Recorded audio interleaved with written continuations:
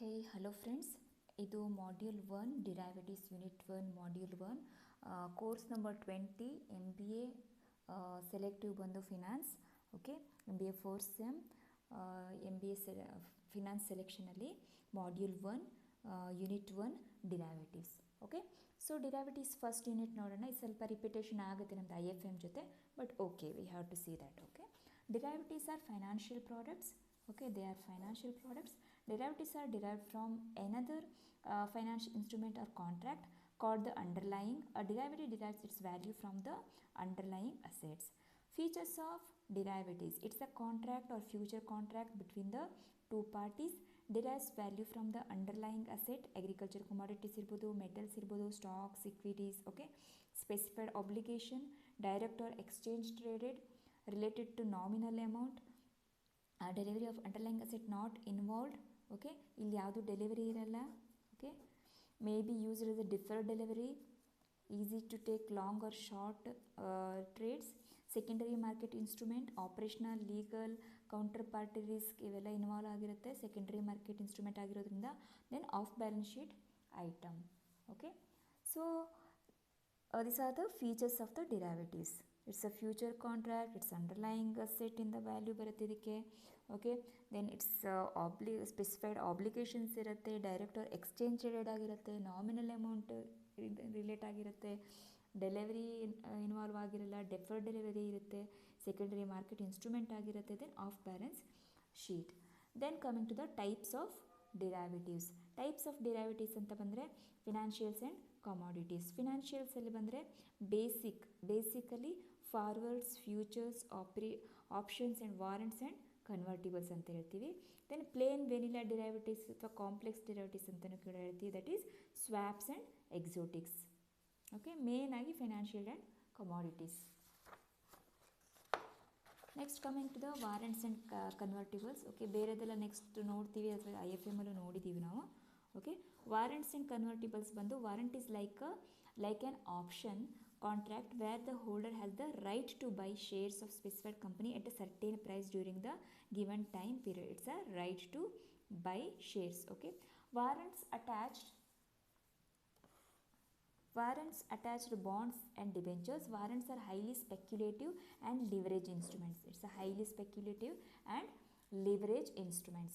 Convertibles are hybrid securities which combine the basic attributes of fixed interest and variable return securities. Convertibles are hybrid securities which combine the basic attributes of fixed interest and variable return securities. ಇದರೊಳಗೆ ಏನೇನು ಬರುತ್ತೆ? Convertible bonds ಇರ್ಬೋದು, convertible debentures ಇರ್ಬೋದು, convertible preference shares ಇರ್ಬೋದು, also called as equity derivative and securities. ಕಾಂಪ್ಲೆಕ್ಸಲ್ಲಿ ಏನು ಬರುತ್ತೆ? Swaps ಮತ್ತು ಎಕ್ಸೋಟಿಕ್ ಡಿರೈವೇಟಿವ್ಸ್ ಅಂತ ಬರುತ್ತೆ.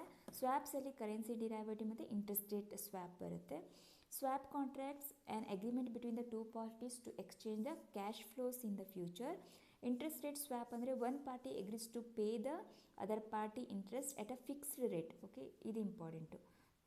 ತಾನು ಫಿಕ್ಸ್ಡ್ ರೇಟಿಗೆ nominal principal amount, in return it receives interest at a floating rate on the same principal notional amount for a specified period for same currency. Okay, same ಕರೆನ್ಸಿಗೆ same specified ಪೀರಿಯಡಲ್ಲಿ fixed ರೇಟಿಗೆ floating ರೇಟನ್ನು swap ಮಾಡ್ಕೊಳ್ಳೋದು.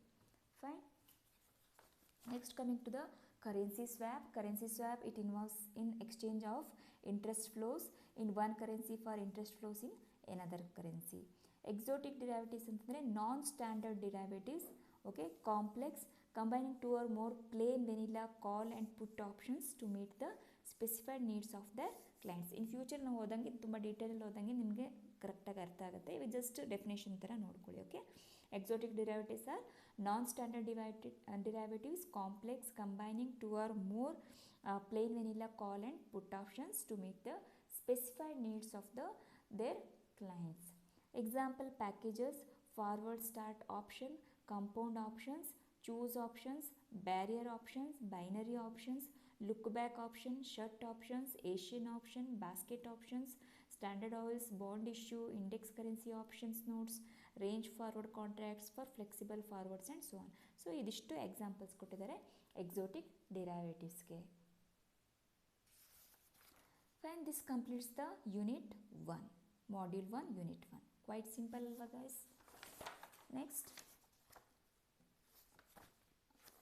Next functions and uses of financial derivatives. Okay, ಏನೇನು uses ಅಥವಾ functions ಅಂದರೆ management of the risk, ಯಾವ್ಯಾವ ಥರ ರಿಸ್ಕ್ ಮ್ಯಾನೇಜ್ ಮಾಡ್ಬೋದು ನಾವು ಡಿರೈವೇಟಿವ್ಸಿಂದ. Credit risk, market risk, liquidity risk, legal risk and operational risk. Credit risk, market risk, liquidity risk, legal risk and operational risk. Okay, then management of risk ಅಲ್ಲಿ control, avoid, shift, manage efficiently, hedging, arbitraging, spreading, used in highly volatile financial ಇದರಲ್ಲಿ ಟರ್ಮ್ಸಲ್ಲಿ. erratic trading ಅಲ್ಲಿ highly flexible interest rates ಇರುತ್ತೆ. So it is used for the management of the risk.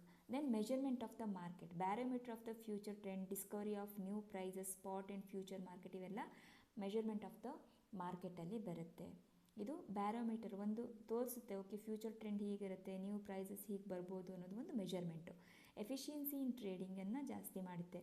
Minimisation of the risks, financial risk protection, free trading, liquidity, lower transaction cost, ಇವೆಲ್ಲವೂ ಆಗೋದ್ರಿಂದ ಟ್ರೇಡಿಂಗಲ್ಲಿ efficiency ಜಾಸ್ತಿ ಆಗುತ್ತೆ. Lower transaction cost, liquidity, free trading, minimum of risks, financial risk protection. Okay, then speculation and arbitrage, price discovery and revealing information, hedging, ಇವೆಲ್ಲ financial derivative use ಆಗಿದೆ. Speculation and arbitrage ಮಾಡೋಕ್ಕಿರ್ಬೋದು, price discovery ಇರ್ಬೋದು, hedging ಇರ್ಬೋದು, price stabilisation function, ಅದು judge the price movement of prices and protect spot price and decreases the peaks and depths. Okay, price stabilisation ಫಂಕ್ಷನಲ್ಲಿ use ಆಗುತ್ತೆ. Gearing of value means provide leverage, small differences in underlying asset, large differences in derivatives. Okay, ಇವೆಲ್ಲ gearing of value. Then catalyst for new entrepreneur entry. Then develop the complete market, no particular investor be better than others, no further scope of additional security. Develop the complete ಮಾರ್ಕೆಟನ್ನು develop ಮಾಡುತ್ತೆ. Encouraging the competition, speculators, hedgers, traders, arbitrageurs ಇವರೆಲ್ಲ ಇರ್ತಾರೆ. So it encourages the competition. Liquidity and reduce transaction cost. Okay, other uses ಅಂದರೆ smoother price fluctuation, squeeze price spread, remove gluts shortage, large pool of funds. These are all the others ಯೂಸಸಲ್ಲಿ ಬಂದು. So uses of financial ಡಿರೈವೇಟಿವ್ಸಲ್ಲಿ ಇರುವಂಥದ್ದು around 10 to 11 points ಇದೆ. Arrangement of the risk, measurement of the market, efficiency in trading, speculation and arbitrage, price discovery, hedging, price stabilisation function, gearing of value, catalyst for new entrepreneur entry, develop the complete market, encouraging the competition, liquidity and reduce transaction cost and other uses. ಯೂಸಲ್ಲಿ smooth price fluctuations ಎಲ್ಲ ಆಗುತ್ತೆ. Okay, next coming to the unit 2, that is financial derivatives in India. Major recommendations Dr. L.C. Gupta committee 1996 ಅಲ್ಲಿ ಕೊಟ್ಟಿದ್ದು. Actually ಆಗಿ ಹೇಳ್ಬೇಕಂದ್ರೆ ಇದು ಎಕ್ಸಾಮಲ್ಲಿ ಕೇಳಬಾರ್ದು, ರೈಟ್? 1996 ಕೊಟ್ಟಿದ್ದು ಈಗ ತೊಗೊಂಡು ಏನು ಮಾಡ್ತೀರಾ ಅಂತ. ಬಟ್ ಇದೆಲ್ಲ ಆಲ್ರೆಡಿ ಈಗ ಇಂಪ್ಲಿಮೆಂಟ್ ಆಗಿದೆ, ಬಟ್ ಸ್ಟಿಲ್ ಪೋರ್ಷನಲ್ಲಿ ಇರೋದಕ್ಕೆ we have to read. Okay, 18th November 1996, urgent need of introducing of financial derivatives ಅರ್ಜೆಂಟಾಗಿ ನಾವು ಇಂಟ್ರೊಡ್ಯೂಸ್ ಮಾಡಬೇಕಂತ ಹೇಳ್ತು. Then need for equity derivatives ಅಂತ ಹೇಳ್ತು.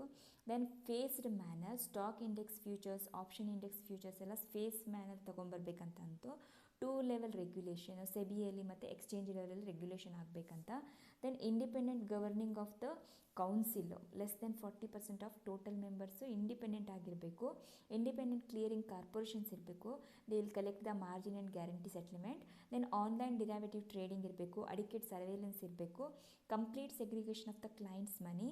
ಕ್ಲಿಯರಿಂಗ್ ಮೆಂಬರ್ ಎಲಿಜಿಬಿಲಿಟಿ ಇರಬೇಕು ಅವನಿಗೆ. ಕ್ಲಿಯರಿಂಗ್ ಮೆಂಬರ್ ಮಿನಿಮಮ್ ಡೆಪಾಸಿಟ್ ಇರಬೇಕು, ದಟ್ ಈಸ್ 50 lakh ಡೆಪಾಸಿಟ್ ಇರ್ಬೋದು, 13 crore ನೆಟ್ವರ್ತ್ ಆಗಿರಬೇಕು ಒಂದು. Okay, then removal of regulatory prohibition on the use of derivatives by mutual funds ಅವರು ಕೂಡ ಈ ಡಿರೈವೇಟಿವ್ಸನ್ನು ಯೂಸ್ ಮಾಡೋಕ್ಕೆ ಬಿಡಬೇಕು. Then improvement in the cash market operations. Then creation of derivative cell, derivative advisory committee ಅಂತ ಮಾಡಬೇಕು ಅಂತ. Then declaration of the derivatives as securities ಅಂತ ಡಿಕ್ಲೇರ್ ಮಾಡಬೇಕು ಅಂತ ಹೇಳಿ. These are the 14 points major recommendations for the Dr. L.C. Gupta committee.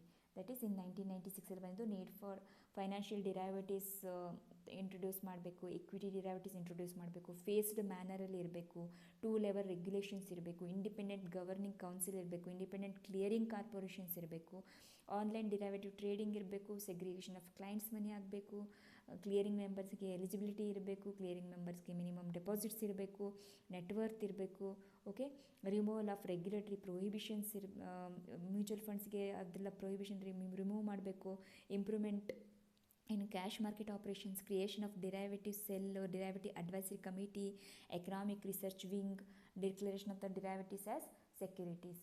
Okay, so these are all the recommendations of the LC Gupta. This is unit 2 important topic. Okay, then unit 3 ಹೋಗೋಣ. unit 3 ಇದು ಕೂಡ ಒಂದೇ ಒಂದು page ಇದೆ. Okay, regulatory authorities. Regulatory authorities ಯಾರಿದ್ದಾರೆ, regulatory objectives ಏನು ಬರುತ್ತೆ ಅಂತ. ರೆಗ್ಯುಲೇಟರಿ ಆಬ್ಜೆಕ್ಟಿವ್ಸ್ ಅಂದರೆ ಇನ್ವೆಸ್ಟರ್ ಪ್ರೊಟೆಕ್ಷನ್ನೇ ರೆಗ್ಯುಲೇಟರಿದು ಮೇಜರ್ ಆಬ್ಜೆಕ್ಟಿವ್ಸ್ ಆಗಿದೆ. ಇನ್ವೆಸ್ಟರ್ ಪ್ರೊಟೆಕ್ಷನ್ ಯಾವ ಥರ, fairness and transparency, safeguards for clients' money, competent and honest service, then market integrity. Fairness and transparency ಏನು ಬರುತ್ತೆ, disclose the potential risk, adequate internal control. Safeguards for clients' money ಅಂದರೆ separate client account should not attach to the broker's own debt. Dealers should have own account to trade. Competent and honest service and qualified ಪರ್ಸನಲ್ಲಿ ಇರಬೇಕು. Market integrity ಅಂದರೆ minimum defaults, appropriate rules for capital adequacy, margins, clearing corporation. So this are all the investor protection ಯಾವ ಥರ ಮಾಡ್ಬೋದು regulatory objectives, regulatory authorities ಅಂತ. Okay, fairness and transparency, safeguards for clients money, competent and honest service, market integrity. Then there is differences ಕೇಳ್ಬೋದು, ಅಥವಾ exchange rate derivatives ಅಥವಾ OTC ಇದು individual ಆಗು ಕೇಳ್ಬೋದು, ಡಿಫ್ರೆನ್ಸಸ್ಸನ್ನು ಕೇಳ್ಬೋದು. Over the counter market, exchange traded derivatives ಅಂತ. Okay,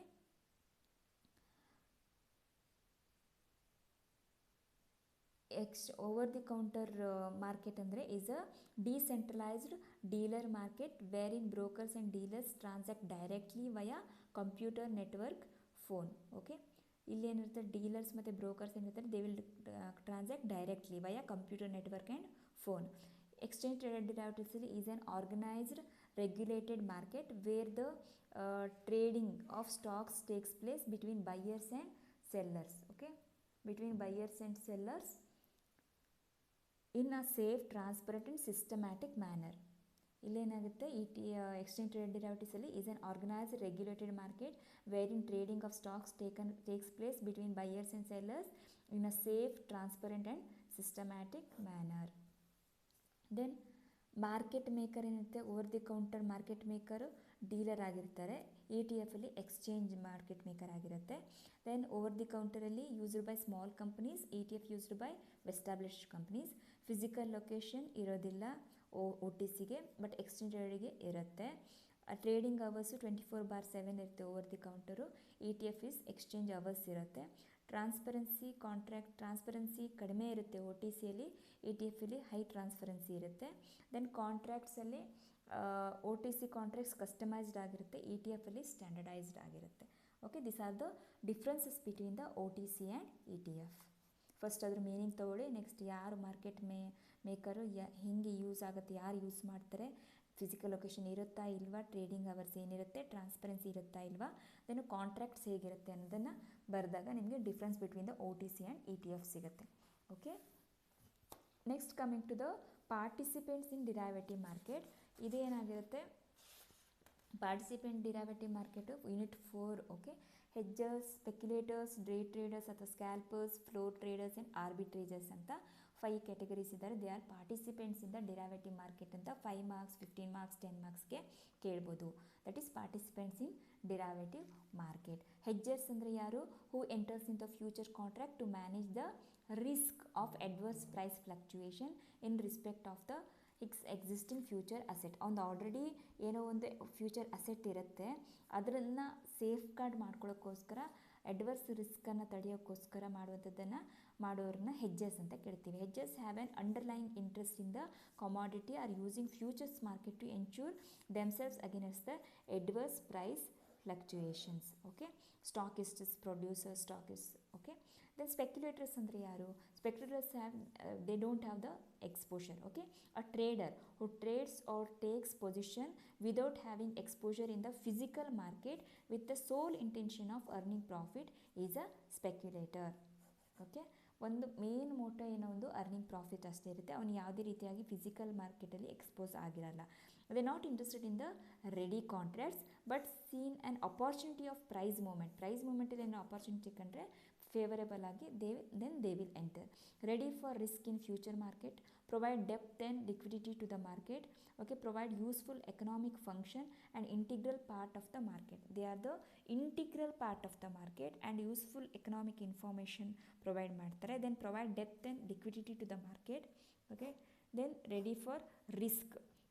ಇವರು high risk takers ಇರ್ತಾರೆ. ಯಾರು? Speculators. Provide useful economic function and integral part of the market. Next, day traders ಅಂದರೆ take positions in the future and options contracts and liquidate them prior to the close of the same trading day. ಅಂದರೆ single ಡೇಯಲ್ಲಿ morning 9:15 to 3:30 ಇದ್ದರೆ, in case options of Nifty, bank Nifty ಆ ಥರ ಇದ್ದರೆ same day ಅವರು ಕಾಂಟ್ರಾಕ್ಟನ್ನು close ಮಾಡ್ತಾರೆ. They are called as day traders. Floor traders is an exchange member or a employee of a member who execute trade by being personally present in the trading ring or pit. Floor traders has no place in the e-trading system. e-trading ಸಿಸ್ಟಮಲ್ಲಿ ಇರಲ್ಲ ಅವರು, but ಅಲ್ಲಿ execute trade ಮಾಡ್ತಾರೆ. ಅಲ್ಲಿ ರಿಂಗಲ್ಲಿ ಅಥವಾ ಪಿಟ್ಟಲ್ಲಿ ಇದ್ದು execute ಮಾಡೋರಿಗೆ ನಾವು floor trader ಅಂತ ಹೇಳ್ಬೋದು. ಓಕೆ, ಆರ್ಬಿಟ್ರೇಜರ್ ಅಂತಂದರೆ refers to the simultaneous purchase. ಎರಡೂ ಕಡೆ ಒಂದೇ ಸಲ ಸೇಲ್ ಆ್ಯಂಡ್ ಪರ್ಚೇಸ್ ಮಾಡ್ತಾರೆ ಟೂ ಮಾರ್ಕೆಟಲ್ಲಿ. So that the selling price is higher than the buying price by more than the transaction cost, resulting in riskless profit ಇರುತ್ತೆ. But ಎರಡೂ ಮಾರ್ಕೆಟಲ್ಲಿ, two ಮಾರ್ಕೆಟ್ಸಲ್ಲಿ ಸೈಮಲ್ಟೇನಿಯಸ್ ಆಗಿ ಪರ್ಚೇಸ್ ಆ್ಯಂಡ್ ಸೆಲ್ ಮಾಡ್ತಾರೆ ಇವರು arbitrages. Okay, risks faced by the participants. ಇವೆಲ್ಲ participants ಇದ್ದಾರೆ. ಯಾರ್ಯಾರು? ಸ್ಪೆಕ್ಯುಲೇಟರ್ಸ್ ಇದ್ದಾರೆ, ಹೆಜ್ಜಸ್ ಇದ್ದಾರೆ, floor traders, day traders, arbitrageurs, ಇವರೆಲ್ಲರೂ ಇದ್ದರೆ ಇವರಿಗೂ ಕೆಲವೊಂದು ರಿಸ್ಕ್ ಇನ್ವಾಲ್ವ್ ಆಗಿರುತ್ತೆ. So what are those risks ಅಂತ ಕೇಳಿದ್ರೆ, risk faced by the participants ಅಂತಂದರೆ credit risk, market risk, liquidity risk, legal risk, operational risk. Okay, ಏನೇನು ರಿಸ್ಕ್ ಇದೆ? ಕ್ರೆಡಿಟ್ ರಿಸ್ಕ್ ಅಂದರೆ ಕೌಂಟರ್ ಪಾರ್ಟಿ ಡಿಫಾಲ್ಟ್ ಆಗ್ಬೋದು. ಮಾರ್ಕೆಟ್ ರಿಸ್ಕ್ ಅಂದರೆ adverse movement ಪ್ರೈಸಲ್ಲಿ ಬರ್ಬೋದು. ಲಿಕ್ವಿಡಿಟಿ ರಿಸ್ಕ್ ಅಂದರೆ ಅನ್ವೈಂಡಿಂಗ್ ಆಫ್ ಟ್ರಾನ್ಸಾಕ್ಷನ್ ಡಿಫಿಕಲ್ಟ್ ಆಗ್ಬೋದು ಇಲ್ಲಿಕ್ವಿಡ್ ಇದ್ದಾಗ. ಲೀಗಲ್ ರಿಸ್ಕ್ ಅಂದರೆ ಲೀಗಲ್ ಆಬ್ಜೆಕ್ಷನ್ಸ್, ರೆಗ್ಯುಲೇಟರಿ ಫ್ರೇಮ್ವರ್ಕ್ ಹೇಗಿರುತ್ತೆ ಅಂತ. ಆಪ್ರೇಷನಲ್ ರಿಸ್ಕ್ ಬಂದು ಫೇಲ್ಯೂರ್ ಆಫ್ ಎಲೆಕ್ಟ್ರಿಸಿಟಿ, ಕನೆಕ್ಟಿವಿಟಿ ಈ ಥರ ಎಲ್ಲ ಆಗಿ ಕೂಡ ಫೇಲ್ಯೂರ್ ಆಗಿ ಕೂಡ ಇದನ್ನು ಆಪ್ರೇಷನಲ್ ರಿಸ್ಕ್ ಅಂತ ಹೇಳ್ತೀವಿ. Okay, so this are all the 5 risk: credit risk, market risk, liquidity risk, legal risk and operational risk.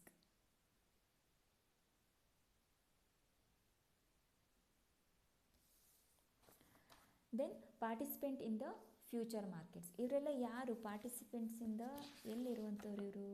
Derivative markets. Okay, participates in the derivative markets ಅಂದರೆ ಇವರು 5 ಮೆಂಬರ್ಸನ್ನು ಬರೀಬೇಕಾಗತ್ತೆ. Participates in the future market ಅಂತಂದರೆ hedges ಮತ್ತು speculators ಮಾತ್ರ ಇರ್ತಾರೆ future ಮಾರ್ಕೆಟ್ಸಲ್ಲಿ. Okay, hedges short hedging, long hedging ಮಾಡ್ಬೋದು. Speculators going long, going short. Okay, speculators not interested in the underlying asset. Okay, hedgers ಏನು ಮಾಡ್ತಾರೆ? ಶಾರ್ಟ್ ಹೆಜ್ಜಿಂಗ್ ಅಂತಂದರೆ sell now in future contract. Long hedging ಅಂದರೆ buy now in future contract. ಅವರು ಫ್ಯೂಚರಲ್ಲಿ contract ಇರುತ್ತೆ, ಈಗ by ಮಾಡ್ತಾರೆ. Future contract ಇರುತ್ತೆ, ಈಗ ಸೆಲ್ ಮಾಡ್ತಾರೆ. That is short hedging and long hedging ಅಂತ ಹೇಳ್ಬೋದು. ಮತ್ತು ಸ್ಪೆಕ್ಯುಲೇಟರ್ಸ್ ಗೋಯಿಂಗ್ ಲಾಂಗ್ ಅಂದರೆ ಬೈ ಮಾಡೋದಕ್ಕೆ ಲಾಂಗ್ ಅಂತ ಹೇಳ್ತೀವಿ ನಾವು ಡಿರೈವೇಟಿವ್ಸಲ್ಲಿ.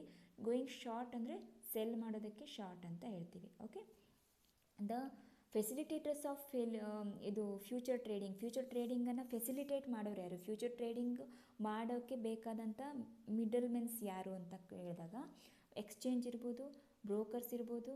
ಓಕೆ, ರೆಗ್ಯುಲೇಟರ್ಸ್ ಇರ್ಬೋದು ಮತ್ತು ಕ್ಲಿಯರಿಂಗ್ ಹೌಸ್ ಇರ್ಬೋದು. Clearing house is a financial institution that provides clearing and settlement services for financial and commodity derivatives and securities transactions. Okay, clearing house is a financial institution that provides clearing and settlement services for financial, commodity derivatives and security transactions. Clearing house acts as an intermediary between two traders with an obligation to reduce the risk of one such clearing member when the counterparty fails to honor the trade obligation. Okay, clearing house ಅಂತಂದರೆ ಹೇಗೆ ಹೇಳೋದು? ಇದೊಂಥರ surety ಅಂದ್ಕೊಳ್ಳಿ. Okay,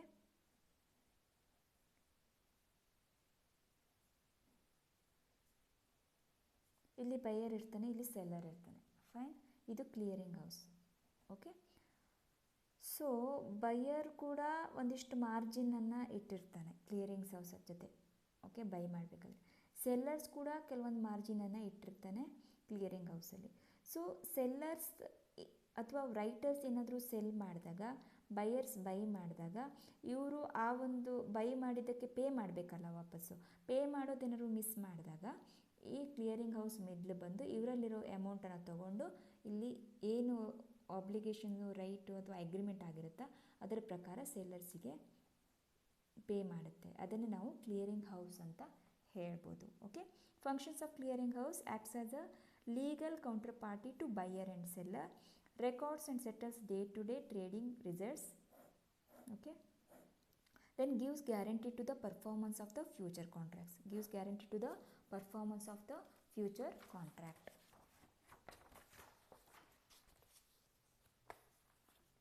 Then it regulates, monitors and protects the clearing members. Fine. Then floor brokers. Floor brokers ಯಾರು ಇರ್ತಾರೆ?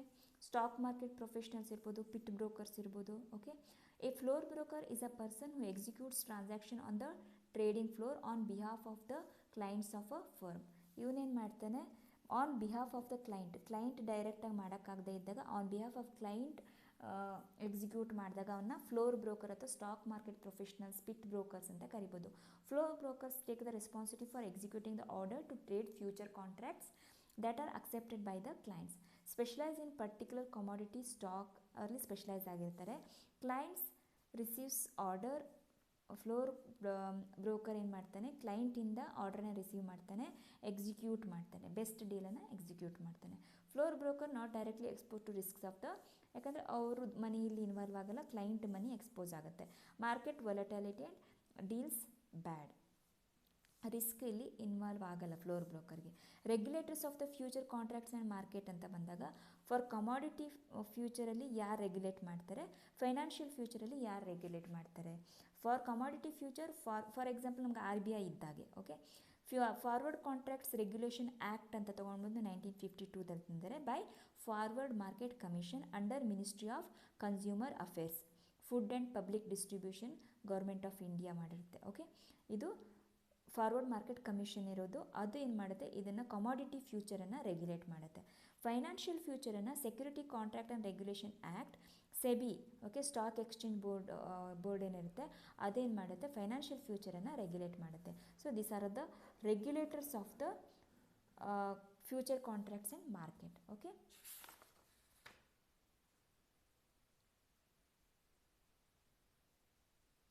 so this completes the unit 1 to 4, 1 2 3 4 of module 1 friends.